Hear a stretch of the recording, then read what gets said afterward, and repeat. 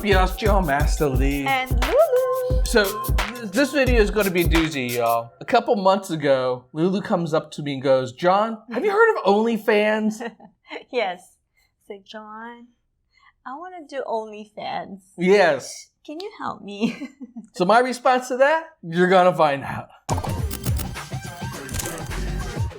All right, so by the time this video probably comes out, you will know what we ultimately decided to do when Lulu said she wanted to do OnlyFans. She wanted to think about it and potentially put herself out there for the world to see, her coochie and moochie and...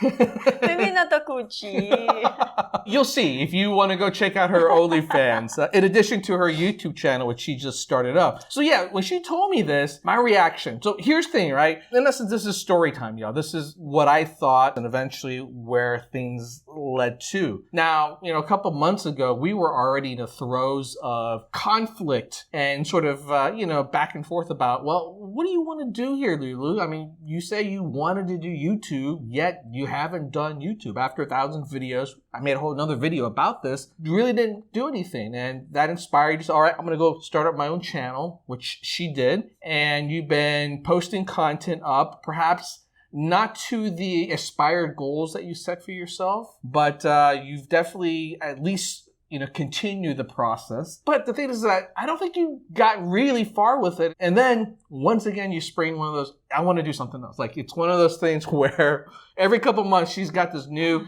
idea of like, this is my new dream. This is what I want to do. It's ADD thing. And this is the latest one. So when I heard I want to do OnlyFans, honestly, I just brushed it off. I'm like, whatever. Because I didn't think you would actually take it seriously. Especially since my understanding of OnlyFans was that it was an adult. Yeah, it was a very adult thing. Like it was for adult entertainers to have a way to connect with their fans, to create a more intimate experience. And, they would pay for more personal digital services.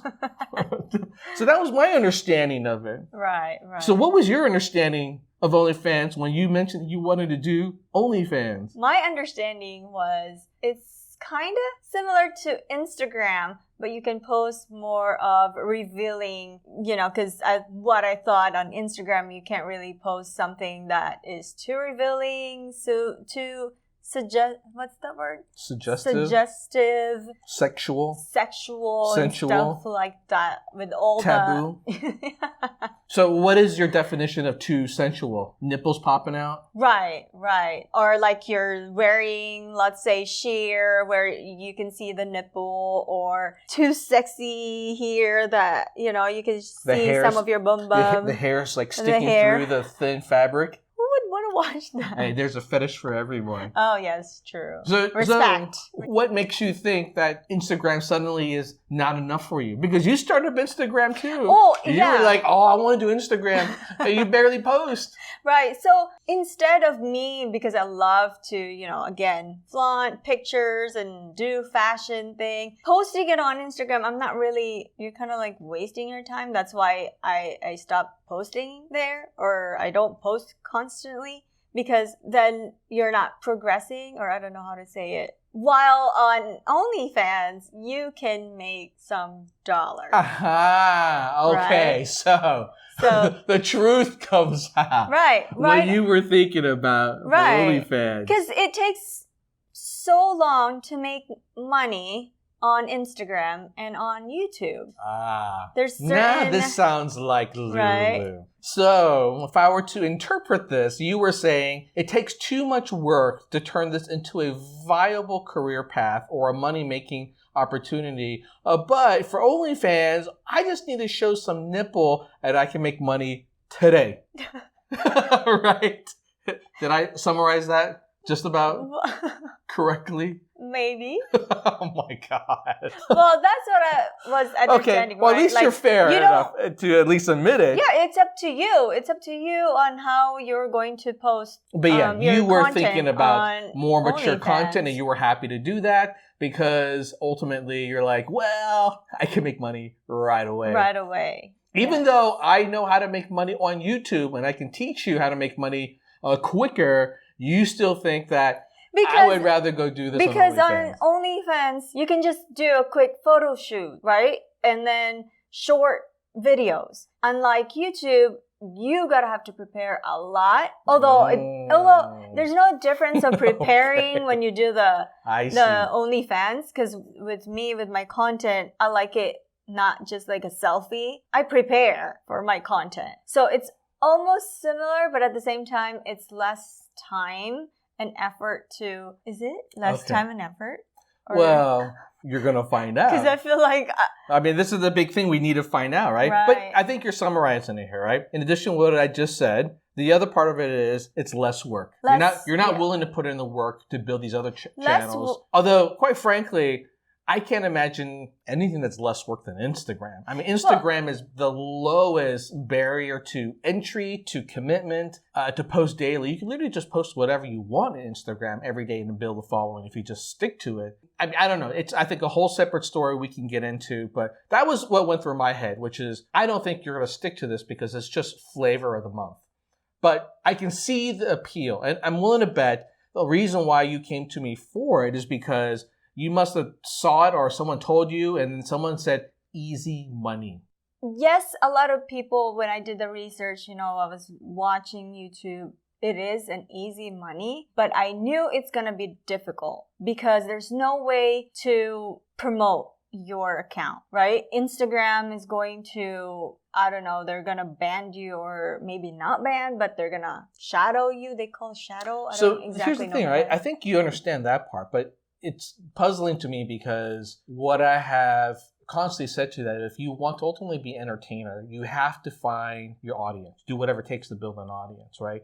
And if you're telling me it's that hard to build an audience and too stressful to build it on YouTube and too much to build it on Instagram, it is 10 times harder to build it on OnlyFans. I guarantee you. Because these other platforms, their secret formula is that they have an algorithm that recommends content to people. That's why they're so valuable. They are so good at recommending the right kind of content that you want to watch until you stick with it. And that's how you grow. OnlyFans doesn't do that. There is no recommendation system because it's mature content at the end of the day. Although they may eventually introduce something like that. I can see them doing it. But right now, you have to bring in your own audience. And I'm willing to bet, without digging much further, that the vast majority of people who go on OnlyFans don't make money.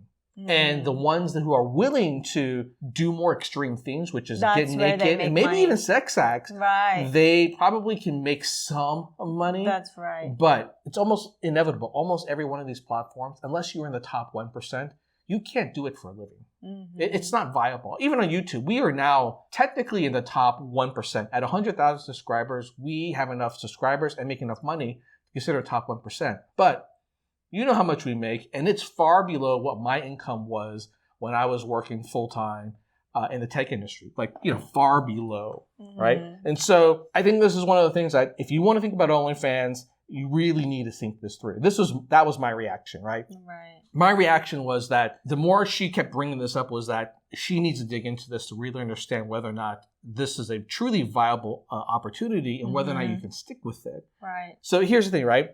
When I first heard about OnlyFans a couple years ago. Years ago? Yeah, they've been around a couple years now. Oh. But they started off so it's interesting. They started off as a platform for social media influencers to have these kind of connections and pay. You could pay like your favorite music artist or like, hey, how you doing? And personal shout outs, kind of stuff like that. It's like personal shout outs, right? And then they were either acquired or, mostly majority owned by this company or someone who owns a company that was in the webcam business. And webcam business is huge, adult entertainment content. So that's how he's like, this could be big money and that. And that's when the influx of all these adult entertainers came in. And that's how it started to blow up. I think it really blew up in the last 6 months because now people are stuck at home. And so a lot of average girls are going like, you know what? I need to supplement my income. This doesn't seem that hard. Right. And because of that, it suddenly became, ironically enough, like mainstream again. Right. So suddenly every social media influencer go like, you know what? I think I can do this. And some of them are, posting up, I would say more scantily clad, but they aren't naked. And some other ones actually are going full naked. Yeah. But man, once someone like Cardi B comes on board, and well, actually Cardi B used to be a stripper, so I don't think that's a big stretch for her. I can see something like for her. No, but she literally mentioned it I'm not gonna be naked there. It's more of like a behind the scene. You know what? She gets filmed naked, flashing her boobies all the time. She doesn't do it on Instagram, but you know, you could tell she's kind of held back, and if she was let loose, she would be freaking hilarious. She has no what's the word?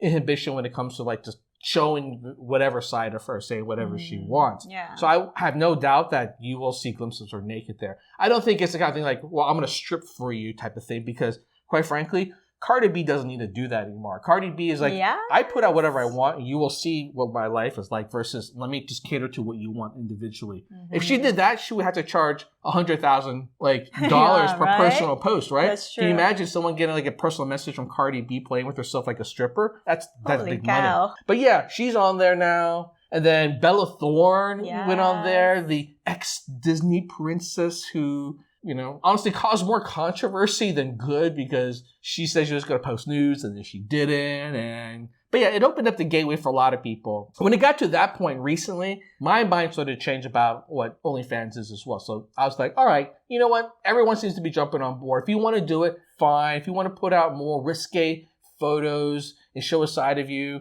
I know you like modeling, and that inspires you to actually stick to something because you enjoy doing it. And if that inspires you to learn about the business, and that inspires you to take entrepreneurship seriously, then I am 100% for it. If this inspires you to make positive changes in your life, and you want to, you know, go more risque and it's entertainment, then I'm open to it. I'm open to what OnlyFans could do. But here's the thing, right?